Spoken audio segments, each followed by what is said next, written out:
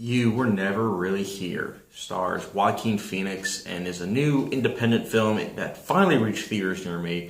I think it came out April 6th. If you were in New York and Los Angeles, you were lucky enough to witness it first. But I had to wait several weeks, so here I am, finally got a chance to see it. And this is a film that focuses on Joaquin Phoenix's character, who is a war vet, who is using his skills to basically extract violence against these people that have taken these girls and boys, either for ransom or for other means. And he gets hired by usually the fathers or mothers or just family members in general to help save these, children. And the reason why he does this slowly gets peeled back, in my opinion, by the images that are put on screen.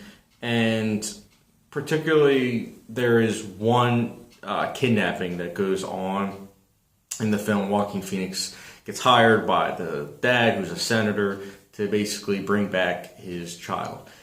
And it sounds simple enough, but with what this filmmaker does, it's very interesting. There are small details, little nuances, such as how the main character doesn't talk that much. Ryan Gosling-esque, because Ryan Gosling's done that so many times, but Joaquin Phoenix does it in such a way that it's even more mature, which I never thought I'd be able to say, because I thought Ryan Gosling always does a great job of doing the whole brooding, silent type person. But Joaquin Phoenix does it in so a way that the little bit he says, it's meaningful.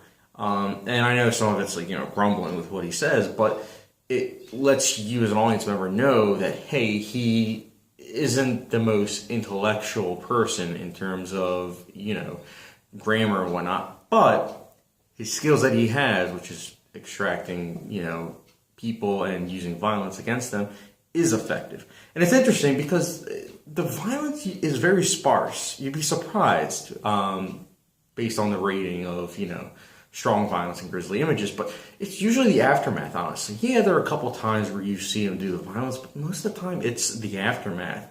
But it's still effective. And I have to say that sound design, again, for art house films, it seems to be the bread and butter, because the sound design is very focused on the score.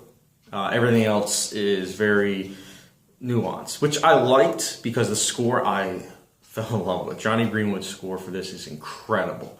The way this film was shot, using slow pans, just enough for you to get the idea of what's going on. It's beautiful, and it just shows the grisly details enough for you to get the point, but at the same time just show the beauty in all these areas that you never thought you could possibly imagine being beautiful. I also thought this movie went by fast. You'll hear some people say it goes by very, very slow. And if you're used to films that have a lot of dialogue and spoon feed you all the information, then yeah, I can understand. But this is a film that uses the character's silence as an advantage, because it shows actions and you as an audience member to think about why he did what he did. Because that's life. There are some times where you'll see someone do something and you'll be like, why are they doing that? And it's like, well, you don't always have the answer, And I know some people will be like, well, that's kind of pretentious. But for me, it's very realistic. And I really liked it. I thought the character development was good enough to where not only are you able to figure out for yourself, but it gives you enough to where you can figure out why the characters act the way they do. And speaking of the acting, it's great. Especially Joaquin Phoenix. It's a great performance. I really don't have that much flaws with this film. I'd say that it's one of those films that you definitely need to rewatch to fully pick up on everything. It's just one of those films.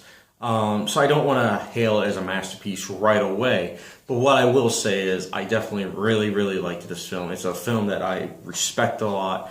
And I'll be giving it a 4.5 out of 5-star rating. And I know some people will be like, well, there's very little, if no flaws, why wouldn't you give it a 5? And that's because I just didn't have that feeling. I didn't have that immediate 5 out of 5. But who knows? Maybe upon multiple viewings, it will happen. It happened with The Witch, so who knows? But anyways, guys, if you've seen You Were Never Really Here, let me know your thoughts in the comment section down below. And as always, Thank you very much for watching. Hit the notification and subscription button, and catch you guys later.